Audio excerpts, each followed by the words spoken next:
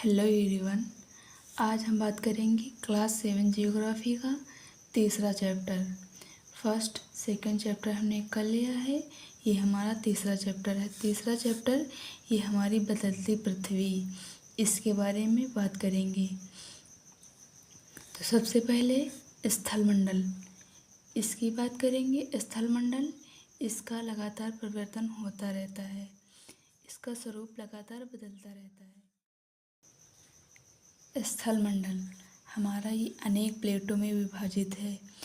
प्लेटों में गति का कारण पृथ्वी के अंदर ये जो मैग्मा होता है, इसी वजह से हमारा स्थलमंडल इसका चक्रीय प्रवाह होता है। तो नेक्स्ट हम बात करेंगे पृथ्वी का स्वरूप ये बदलता रहता है, तो इसके पीछे कई कारण हैं, या अंतर्जनिक या बाह्यजनिक जो बल होते हैं ये कार्य करते हैं। और जो हमारी पृथ्वी है ये गतियाँ कर रही हैं, इसकी जो अंतः या बाह्य ये बल हैं ये कार्य करते हैं। और जो आकस्मिक गतियाँ हैं ये जो वर्तमान में होती रहती हैं, जैसे भूकंप, ज्वालामुखी, ये लैंडस्लाइड या भूस्खलन वगैरह। ये भूकंप और जो ज्वालामुखी ये एनसीईआरटी में दिया हुआ है। 7 क्लास की भूस्खलन दिया नहीं है, तो हम आपको अलग से पढ़ा देंगे। स्थलमंडल ये गति कर रहा है, इसके कारण 2 बल कार्य करते हैं, बहिर्जनित, अंतःजनित। बहिर्जनित यानी पृथ्वी के बाहर, ये पृथ्वी की जो सतह है इसके ऊपर उत्पन्न।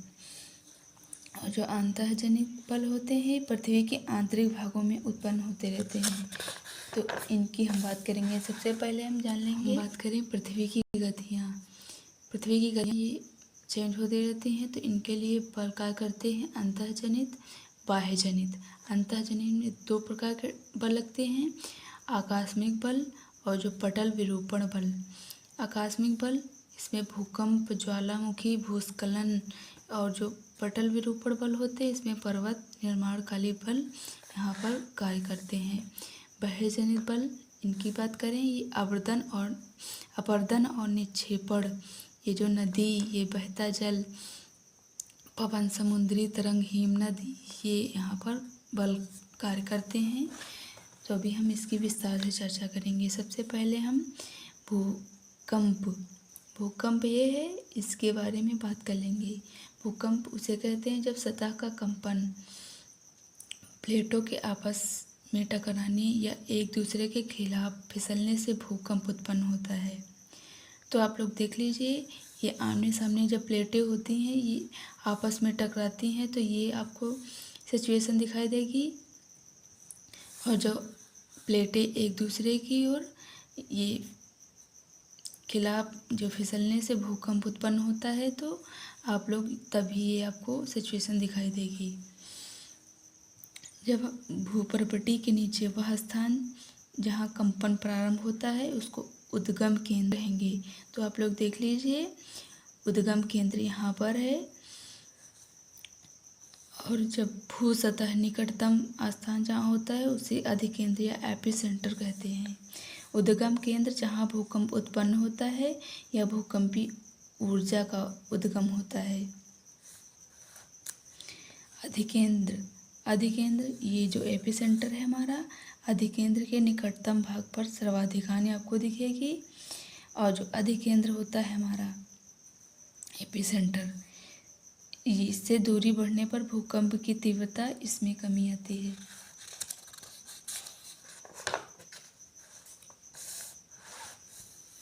और नेक्स्ट हमारा टॉपिक है ज्वालामुखी। तो आप लोग देख लीजिए, पर्वतों के बीच में यहाँ पर आपको ज्वालामुखी देखागा।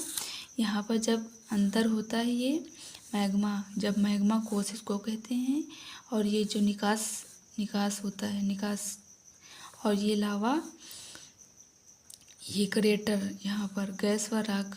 और जब ये मैग्मा ये बाहर निकल जाता है लावा के रूप में यहाँ पर, तो ज्वालामुखी भूपर्पटी पर खुला ऐसा छिद्र होता है जिससे पिघलते हुए पदार्थ अचानक निकलते हैं। नेक्स्ट टॉपिक हम बात कर लेंगे। चलिए हम बात कर लेते हैं भूस्खलन की।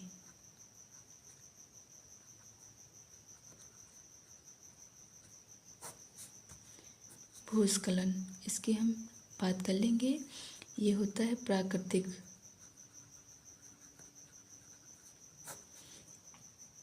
भूस्खलन की तब सिचुएशन दिखेगी आपको, तब आप लोग देखेंगे पहाड़ी या ढलानी इलाकों में आपको दिखेगा।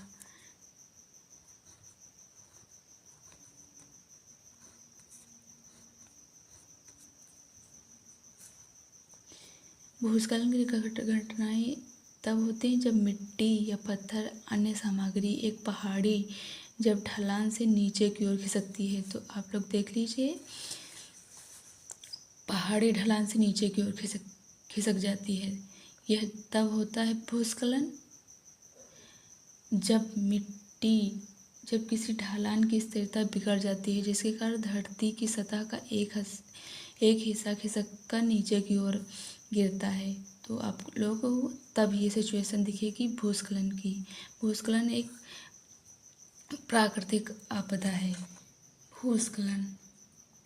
भूस्खलन ये प्राकृतिक है, तो इसके आने के कारण कई वजह होती हैं, जैसे अत्यधिक वर्षा या भूकंप या जो मानवीय गतिविधियां होती हैं, खनन निर्माण कार्य, ये आदि होते हैं।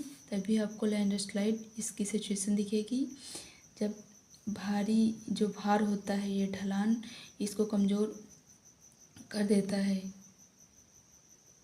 तो आपको ये सिचुएशन दिखेगी भूस्खलन की। नेक्स्ट हमारा टॉपिक है जो मुख्य हमारी स्थलाकृतियाँ हैं, इनकी हम बात करेंगे। पृथ्वी के दृश्य भूमि पर अपक्षय व अपरदन द्वारा विभिन्न स्थलाकृतियों का निर्माण होता है। अपक्षय किसे कहते हैं? अपक्षय या शैलों का टूटना होता है। अपरदन उसे कहते हैं जब जल, पवन, हिम द्वारा क्षय होता है। और नेक्स्ट हम बात करें नदियों द्वारा निर्मित स्थलाकृतियाँ, जैसे जलप्रपात उसे कहते हैं जब नदी किसी खड़े ढाल वाले स्थान से अत्यधिक कठोर या सैल बड़े ढाल वाली घाटी में गिरती है, तो जलप्रपात ये बनाती है। इसका एग्जाम्पल है एंजल जलप्रपात, जो वेनेजुएला में है, विश्व का सबसे ऊंचा जलप्रपात है। और सेकंड स्थलाकृति का निर्माण करती है विसर्प, ये नदी के मोड़दार ये मार्ग होता है, तो इसे विसर्प कहेंगे। चाप, ये विसर्प टूटकर नदी के मुख्य मार्ग से अलग हो जाते हैं, तो नदी चाप इसका निर्माण होता है। तटबंध उसे कहते हैं जब नदी के उत्थित तट होता है, तभी आपको दिखेगा।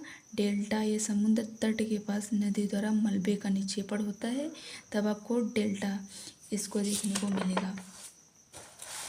अब हम नेक्स्ट बात करेंगे समुद्री जब तरंग स्थलाकृतियाँ, इनके बारे में। ये इनका जब निर्माण होता है जब समुद्री तरंगों द्वारा। तो पहला है समुद्री गुफा उसे कहते हैं, आप लोग ध्यान से सुनिएगा। समुद्री गुफा, जब समुद्री गुफा का निर्माण तब होता है जब समुद्री तरंगें लगातार सैलों में टकराती हैं, जिससे दरार विकसित होती है। समय के साथ ये बड़ी और चौड़ी होती जाती है, तो इसको ही समुद्री गुफा कहेंगे। तटीय महराब उन्हें कहेंगे जब इन्हीं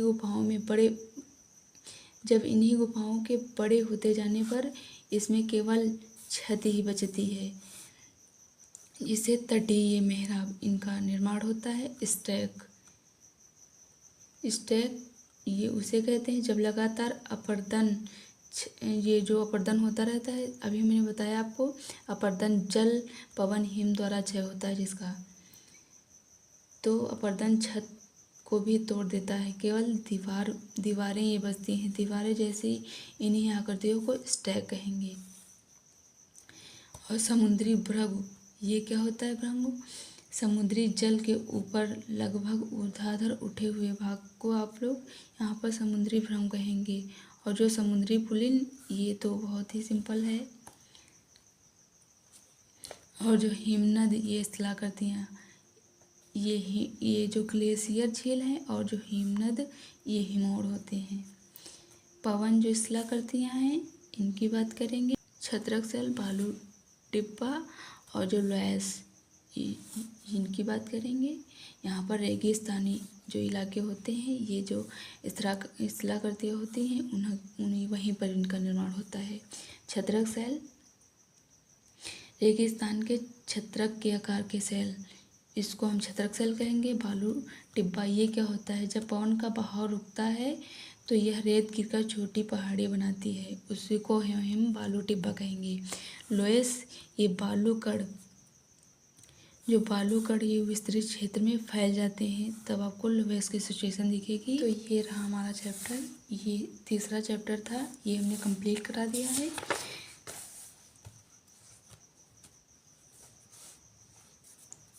तो इसी तरह के एनसीईआरटी के चैप्टर के लिए हमारे चैनल यूपीएससी स्टडी को लाइक, शेयर एंड सब्सक्राइब करें।